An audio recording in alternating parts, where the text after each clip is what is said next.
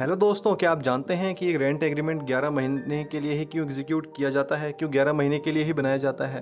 आप भी अगर किराएदार हैं या फिर आप भी किराए के घर में रह चुके हैं तो रेंट एग्रीमेंट आपने ज़रूर बनाया होगा और वो आमतौर पर 11 महीने का होता है। तो ऐसा क्या रीज़न है कि 11 महीने का ही रेंट एग्रीमेंट प्रेफर किया जाता है, 12 महीने का या उससे ज़्यादा का नहीं। तो दोस्तों, आप चैनल पर नए हैं तो सब्सक्राइब कीजिए ताकि इस तरह की लीगल इंपॉर्टेंट अपडेट्स आप तक भी टाइम टू टाइम पहुंचती रहें।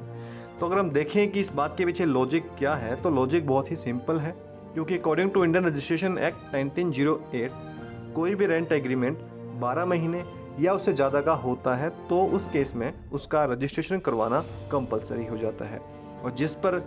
लगते हैं आपके बहुत सरकारी दफ्तर, यानी कि जो भी सब रजिस्ट्रार के ऑफिस के चक्कर लगेंगे,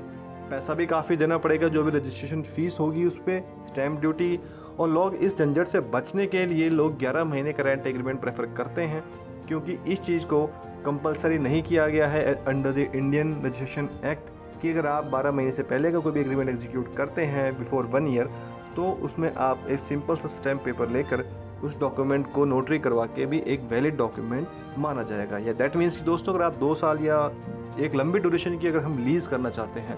because that is the difference between the lease and rent agreement. Rent agreement is basically as the same terms and condition as the lease, but in case of lease agreement, payment terms and the duration of agreement may be differ। तो दोस्तों, इस तरह के videos को देखने channel को subscribe कीजिए ताकि आने वाली इंपॉर्टेंट अपडेट्स आप तक टाइम टू टाइम पहुंच सकें।